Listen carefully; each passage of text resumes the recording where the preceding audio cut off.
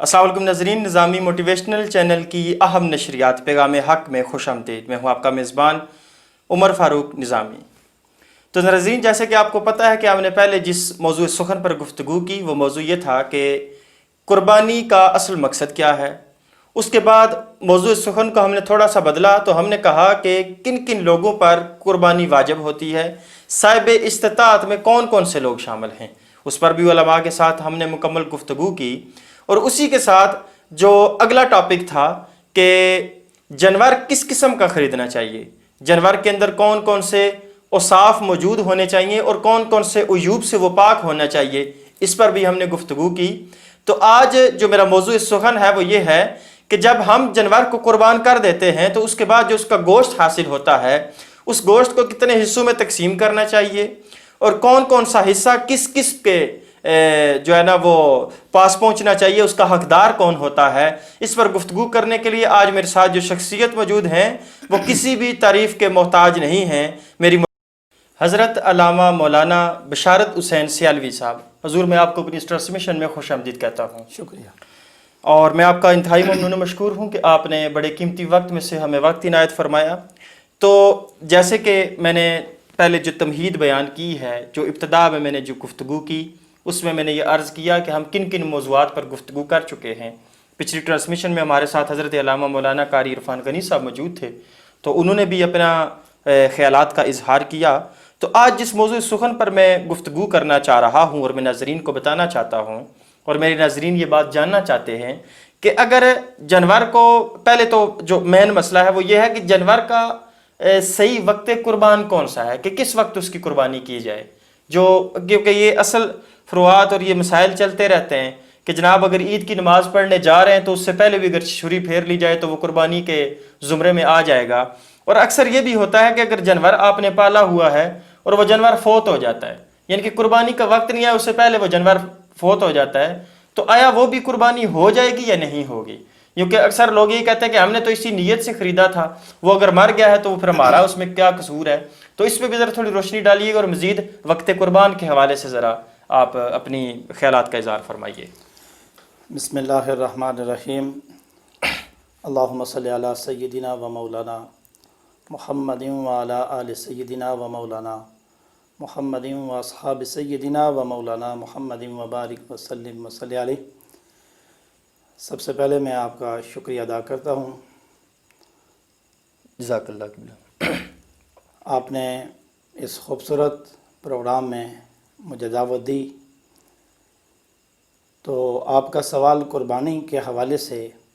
कि कुर्बानी किस वक्त और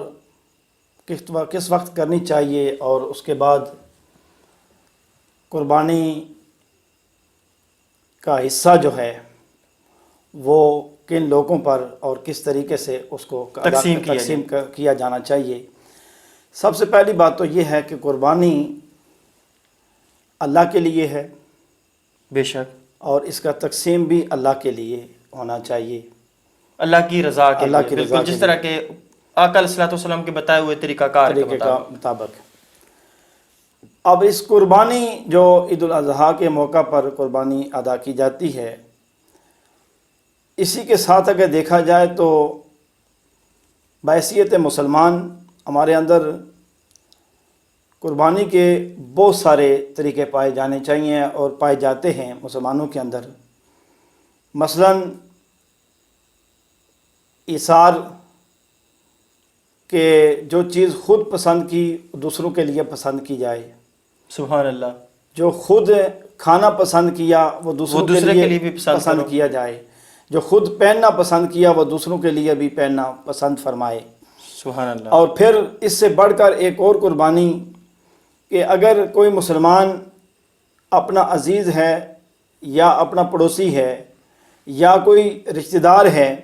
वो किसी बात से खफा है, नाराज़ है, तो ये भी कुर्बानी में हिस्सा ये भी शामिल होना चाहिए कि इंसान उसको, वो मुसलमान जो कलमा पढ़ता है, आका अलैहिस्सलातु वस्सलाम के फ़रमान को उस वक्त उसको अहमियत देनी चाहिए कि आका अलैहिस्सलातु वस्सलाम ने फरमाया कि 3 दिन से ज़्यादा मुसलमान से नाराज़ नहीं हो सकता और नाराज़ नहीं रहना चाहिए। تو وہ قربانی یہ بھی ایک بہت بڑی قربانی ہے کہ وہ اسے معاف کرے، اور جس سے معافی مانگے وہ معاف بھی کرے اور معافی مانگنے میں بھی پہل کرے، یہ بھی ایک قربانی کا حصہ ہے۔ سبحان اللہ، اور سبحان جب اللہ۔ جانور کو انسان ذبح کرتا ہے، وہ مسلمان جو کلمہ پڑھنے والا، تو وہ خریدنے سے لے کر ذبح کرنے تک، اور ذبح کے بعد جب وہ اس کا حصہ بناتا ہے، گوشت تقسیم کرتا ہے، تو اس کا سارا عمل جو ہے وہ صرف اور صرف اللہ کی رضا کے لیے ہوتا ہے کہ میرا مالک، میرا خدا، میرا پالن ہار، میرا رب جو ہے وہ مجھ سے خوش ہو جائے، راضی ہو جائے، سبحان اللہ۔ مجھے اس پر اجر بھی ملے، اور کل قیامت کے دن جس طرح فرمان رسول صلی اللہ تعالی وسلم کہ جانور کل قیامت کے دن اپنے سینگوں اور کھروں کے ساتھ اپنے قربانی کرنے والے کے لیے شفاعت فرمانے کے لیے آئے گا، بخشش کروائے گا، تو یہ کتنی بڑی سعادت کی بات ہے کہ اللہ رب العالمین نے ہمیں اپنے محبوب کی امت میں پیدا فرما کر ہمارے لیے خیر والے اور اچھائی والے کام عطا فرمائے ہیں۔ تو اس میں جب انسان جانور کو ذبح کرتا ہے تو اس کے لیے سب سے پہلی بات یہ ہے کہ عید کی نماز ادا کرنے کے بعد صحیح قربانی ادا کی جائے،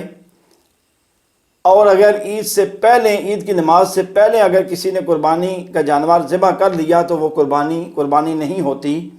اور اگر کوئی جانور قربانی سے پہلے مر گیا، عید کی نماز ادا کرنے سے پہلے وہ فوت ہو گیا، تو اب اس کو وہ قربانی تصور نہیں کیا جائے گا، کیونکہ وہ جانور مر گیا، یا وہ اس نے مرتے وقت اس کو چھری پھیر دی گئی تو کہا جائے گا کہ یہ قربانی ہو گئی، تو ایسا نہیں ہے، وہ قربانی نہیں ہوئی ہے۔ اب اس کو وہ قربانی کے لیے الگ سے جانور خریدنا پڑے گا، اور وہ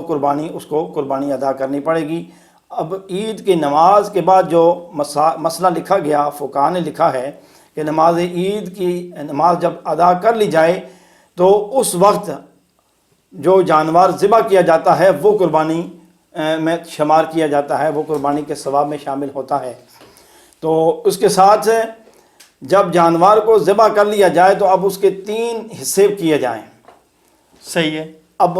ایک جانور میں 7 حصے شامل ہیں، بڑے جانور کے اندر، بڑے جانور کے اندر بڑے جانور 5 ہوتے ہیں، 7 ہوتے ہیں، 3 جس طرح بھی خریدنے والے 3 بھی ہوتے ہیں، 3 بھی ہوتے ہیں، بالکل، لیکن اس میں 7 حصے بھی شامل کر لیے جائے، تو کیونکہ ایک جانور کے اندر آپ کو گنجائش ہے کہ خریدنے والے اگرچہ کہ 3 ہیں، جی جی، تو اب 4 کی ان کے پاس گنجائش ہے، تو وہ 4 بھی وہ حضور صلی اللہ علیہ وسلم کے نام کی طرف سے بھی شامل کر سکتے ہیں، حسنین کریمین کی طرف سے بھی کر سکتے ہیں، خاتون جنت کی طرف سے بھی کر سکتے ہیں، اپنے رشتہ داروں میں جو کوئی فوت ہو گئے ہیں، والد ہیں، والدہ ہیں، آبا و اجداد میں کوئی بھی، ان کی طرف سے بھی وہ 7 حصے شامل کرتے ہیں۔ اب گوشت جو ہے وہ ان 3 پہ یا 5 پہ جو خریدار ہیں وہ مشترکہ طور پر وہ گوشت سارا ان کے اوپر تقسیم ہو جائے گا، لیکن ہر حصہ دار جو ہے اس نے اس اپنے حصے کے گوشت کے 3 حصے بنانے ہیں۔ مثلا ایک حصہ دار کے پاس 15 کلو گوشت آتا ہے، تو اب اس کو چاہیے کہ وہ 3 حصے کرے، 5 کلو کے۔ اب یہاں پہ یہ بھی بات ضروری سمجھتا ہوں کہ بعض لوگ اندازے کے ساتھ گوشت جو ہے وہ 3 حصوں میں تقسیم کرتے ہیں، یا جانور کے اندر 7 حصے شامل ہیں، 7 خریدار شامل ہیں یا 5 خریدار شامل ہیں، تو اب وہ کیا کرتے ہیں کہ تقسیم کے وقت اندازے کے ساتھ ڈھیریاں لگا دی جاتی ہیں، کہا جاتا ہے یہ تمہاری ہے، یہ تمہاری ہے، یہ تمہاری ہے۔ تو ایسا بھی منع کیا گیا ہے، علماء نے فرمایا کہ جب تک صحیح طریقے سے تول نہ کیا جائے تو اس وقت تک کسی کے حوالے اس طرح گوشت نہ کیا جائے، برابر تول کر اس کا گوشت جو ہے اس کے حوالے کیا جائے، تاکہ کسی کی دل آزاری نہ ہو۔ قربانی کا ایک حساس معاملہ ہے کہ اگر آپ کے فریقین میں سے کوئی شخص بھی کسی کے عمل کی وجہ سے، کسی کی تقسیم کی وجہ سے، یا کسی کے قربانی کے شامل ہونے کی وجہ سے اس کی دل آزاری ہوتی ہے تو تب بھی قربانی نہیں ہوگی۔ تو اس چیز کا بھی خیال رکھا جائے۔ تو تقسیم کے وقت گوشت کو تولا جائے اور ہر حصے کو ان کے حوالے تول کر کیا جائے اور سب کے برابر۔ یہاں شروع میں ایک بات یہ بھی کرنا چاہوں گا کہ جانور کو جب ذبح کیا جاتا ہے تو ہر کوئی ذبح کرنا جانتا نہیں ہے، اکثر لوگ کسائیوں سے یا ذبح کرنے والوں سے کرواتے ہیں۔ حضور علیہ الصلوۃ والسلام نے جب قربانی جب بھی آپ صلی اللہ تعالیٰ علیہ وسلم قربانی ادا کرتے، آپ مدینہ المنورہ کے اندر 10 سال آپ صلی اللہ تعالیٰ علیہ وسلم نے ہر سال قربانی کی ہے، اور 2 قربانیاں کی ہیں ہر سال۔ تو آپ صلی اللہ تعالیٰ علیہ وسلم اپنے ہاتھ مبارک سے جانور کو ذبح کرتے، تو یہ حضور علیہ الصلوۃ والسلام کی سنت ہے۔ جو ذبح کر سکتے ہیں ان کو چاہیے کہ وہ ذبح خود کریں، اگر ذبح نہیں کر سکتے تو ان کو چاہیے کہ وہ اس قربانی کے جانور کو ذبح کرنے والے کے شخص کے پاس، اپنی قربانی کے پاس کھڑے ہوں، کیونکہ حضور علیہ الصلوۃ والسلام نے حضرت فاطمہ الزہرا سلام اللہ علیہا کو قربانی کے وقت پاس کھڑا کروایا کہ فاطمہ یہ تمہاری طرف سے قربانی ہے تو اس کے پاس کھڑی ہو جاؤ۔ تو یہ ایک تو عید کی نماز ادا کر لینے کے بعد قربانی کا جانور ذبح کیا جائے، اور دوسرا حصے جو ہیں وہ 3 کیے جائیں، ہر حصے کے گوشت میں سے 3 حصے، جس کے حصے میں 15 کلو ہے یا 20 کلو ہے یا 30 کلو ہے تو اس کے برابر وہ 3 حصے بنائے، اور پہلا حصہ جو ہے وہ اس کا اپنا ہے، اور دوسرا حصہ جو ہے وہ یہاں ایک بڑا اہم نقطہ ہے کہ جو اپنے حصے میں گوشت آیا وہ بوٹیاں ساری نکال کے ایک طرف کر لیں اور ہڈیاں جو ہے وہ تقسیم والے میں کر لیں، تو اس پہ ذرا تھوڑا سا روشنی ڈالیے گا۔ یہ بھی بہت اچھی بات ہے، ماشاءاللہ آپ نے اس طرف توجہ دلائی ہے، یہ بھی لوگ کرتے ہیں۔ دیکھیں، جب میں نے شروع میں بات کی ہے کہ قربانی اللہ کے لیے ہے اور اس کی تقسیم بھی اللہ کے لیے ہونی چاہیے، بالکل، اور جب اللہ کے لیے تقسیم ہونی چاہیے، الگ فقہاء نے، علماء نے لکھا ہے کہ سارا گوشت وہ خود بھی رکھ سکتا ہے، لیکن جب مسلمان کے لیے اثار کا جذبہ رکھتا ہے، تقسیم کرتا ہے، اور اسی لیے حضور علیہ الصلوۃ والسلام کی امت کو خیر والی امت کہا ہے، کیونکہ یہ بھلائی کرتی ہے، اچھائی کرتی ہے، خیر والے کام کرتی ہے، خود بھی اچھے کام کرتی ہے، دوسروں کو بھی اچھائی کی تلقین کرتی ہے، برائی سے خود بھی بچتے ہیں، دوسروں کو بھی بچانے کے لیے کوشش کرتے ہیں۔ تو جب آپ گوشت کو اوروں میں تقسیم فرمائیں گے اور اچھے طریقے سے فرمائیں گے، یہ نہیں ہے کہ صرف ہڈیاں لوگوں کو دے دی، غریبوں کو دے دی، چھچڑے دے دیے، گندا قسم کا گوشت دے دیا، تو اب اس دینے میں سے بہتر یہی ہے کہ وہ نہ دیا جائے۔ جب آپ اس کو دیں گے تو اس کی اور زیادہ دل آزاری ہوگی، وہ اور زیادہ پریشان ہوگا، تو اس عمل سے آپ کی قربانی میں جو ہے وہ مکمل طور پر ثواب اور اجر حاصل نہیں ہوگا، وہ مکروہات کے زمرے میں آ جائے گا، پھر وہ تو کسی فائدہ ہی نہیں ہے، اتنا پیسہ بھی لگا دیا آپ نے۔ جب حضور علیہ الصلوۃ والسلام نے فرمایا کہ جانور کو جب آپ ذبح کرتے ہیں تو اس کے پہلا قطرہ جب زمین پر گرتا ہے تو آپ کے سارے گناہ معاف کر دیے جاتے ہیں، تو دیکھو یہ کتنی بڑی سعادت اور شان والی بات ہے، یہ کوئی معمولی بات نہیں ہے۔ تو جب اتنا درجہ آپ کو دیا جا رہا ہے تو پھر گوشت کے اوپر آ کر لالچی بن جانا اور اس کے اوپر آ کر خود سے اچھا گوشت سارا سمیٹ کر کئی مہینوں کے لیے، کئی دنوں کے لیے فریج میں اس کو رکھ لینا، اسٹور کر لینا، تو یہ قطعاً ایسا نہیں ہے، اچھا نہیں ہے۔ آپ اپنے عزیز و اقربا ہیں، رشتہ دار ہیں، ان کو بھی ایک حصہ اچھے طریقے سے جو گوشت صاف ستھرا ہے وہ ان کو ادا کریں، اور تیسرا حصہ جو ہے جو آپ کے خاندان کے اندر غریب ہیں، آپ کے محلے کے اندر جو غریب ہیں، وہاں تک ان تک پہنچایا جائے، تو یہ جو چیز ہے یہ اللہ تبارک و تعالیٰ کو بڑی پسند ہے، اور اس پر اللہ رب العالمین بھی کل قیامت کے دن ایسا کرنے والوں کو اجر عطا فرمائے گا۔ بسم اللہ، اللہ تعالیٰ ذات آپ کو سلامت رکھے۔ اچھا قبلہ، یہاں پر ایک آپ کی گفتگو سے میں نے ایک سوال اخذ کیا ہے، اس پہ میں ذرا آپ سے کہوں گا کہ آپ ذرا روشنی اس پہ ڈالیے گا، کہ جس طرح میں اپنی ذاتی بات بتاتا ہوں کہ ہم نے جہاں حصہ ڈالا ہے وہاں ایک جانور خریدا گیا جس کا یعنی کہ وزن کے اعتبار سے اس کے 7 حصے بھی کیے جا سکتے ہیں، یعنی جانور اتنا بڑا ہے کہ اس کے 7 حصے بھی ہو سکتے ہیں، لیکن ہم 5 فریق ہیں جو اس میں حصہ دار ہیں، تو ہم جو فالتو اس کے 2 حصے ہیں، اگر ہم آقا علیہ الصلوۃ والسلام اور اہل بیت اطہار کی طرف سے ہم 5 ہی جو پیسے اکٹھے کر رہے ہیں وہ ہم سب کی طرف سے 2 حصے فالتو ہو جائیں، تو کیا اس کا اجر و ثواب ہم سب کو عنایت کیا جائے گا؟ بے شک یہ جب آقا علیہ الصلوۃ والسلام کی طرف سے قربانی کی جائے گی اور اہل بیت کی یا فاطمہ الزہرا کی، صحابہ کرام رضوان اللہ تعالیٰ علیہم اجمعین، سیدہ پاک کی طرف سے جس کی طرف سے بھی آپ قربانی کریں گے، تو اس میں وہ جو 5 فریق ہیں یا 3 فریق ہیں جو حصہ دار ہیں، جنہوں نے رقم دی ہے اس جانور کے لیے، تو ان کا سب کا متفق ہونا، سب کو اس بات پر رضامند کرنا، یہ اس حصے میں جب حصہ آپ بنا رہے ہیں کہ یہ ہم آقا علیہ الصلوۃ والسلام کی طرف سے بھی قربانی کا حصہ شامل کر رہے ہیں، جبکہ ہمارے پاس 2 گنجائش موجود ہیں، تو وہ جب 3 یا 4 یا 5 حصہ دار بھی اس پر رضامند ہو جائیں گے تو پھر سب کو اس کا ثواب بھی ملے گا۔ بالفرض ہم وہ ₹1,00,000 کا ایک جانور تھا، 20-20 ہزار حصہ ڈال کے ہم نے ₹1,00,000 کا جانور خرید لیا ہے، تو اب ہم سب اپنی طرف سے وہ 2 حصے فالتو کر لیں، تو ہم جو 5 فریق ہیں جو اس میں شامل تھے ان سب کو اللہ تعالیٰ کی ذات آپ کی گفتگو کے مطابق کے اجر و ثواب بالکل عنایت فرما دیں گے۔ تو ناظرین یہ آپ کے لیے بہت اچھا میسج ہے کہ یہاں پر ایک سب سے بڑی جو بات ہے کہ آقا علیہ الصلوۃ والسلام کی حدیث مبارکہ ہے کہ جس میں لکھا گیا کہ اعمال کا دار و مدار نیت پر ہے، آپ کی نیت اگر صاف ہوگی تو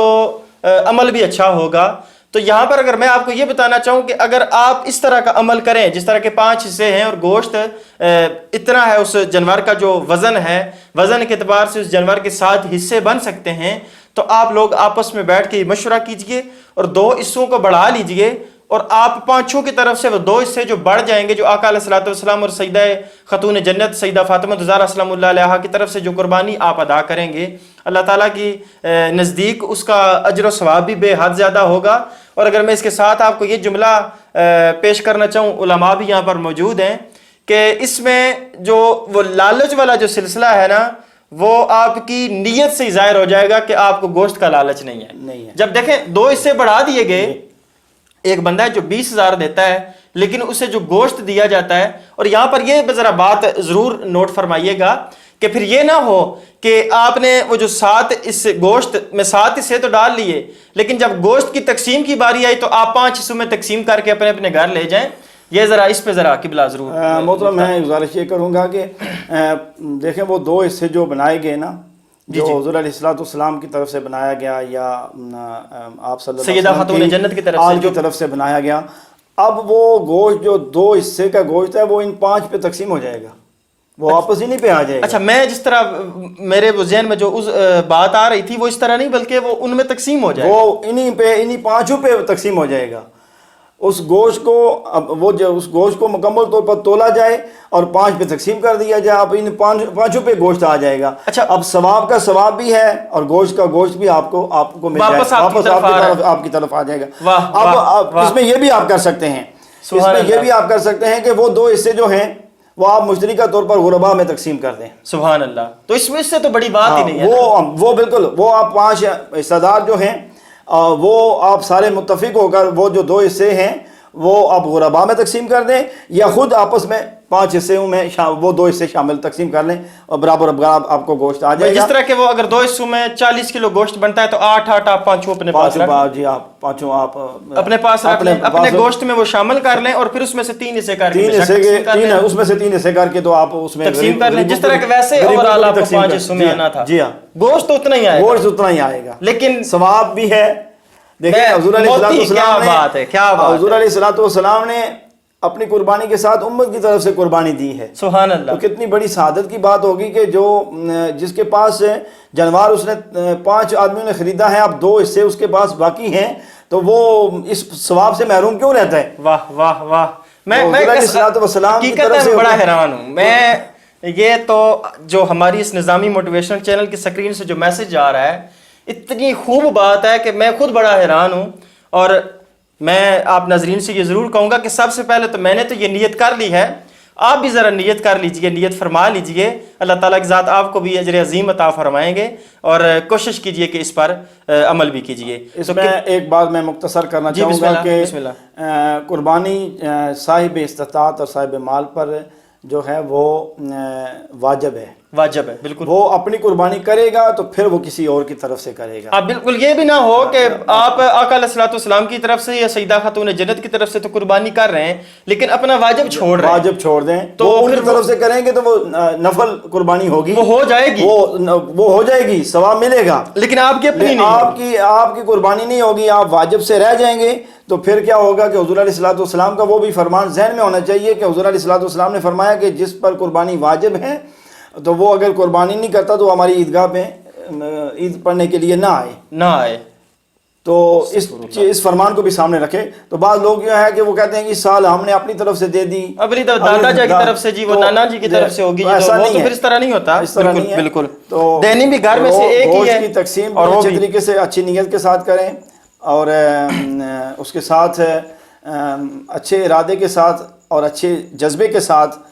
ہر سال قربانی کریں. اللہ رب العالمین اس پر دنیا کے اندر بھی اس کا صلہ عطا کرتا ہے. جی جی, بے شک, آخرت میں اندر ہے ہی ہے, لیکن اللہ رب العالمین جو دنیا کے اندر مال ہے اس میں برکت عطا کر دیتا ہے. بالکل بالکل. دیکھیں اللہ تعالیٰ کی ذات نے یہ بڑا ایک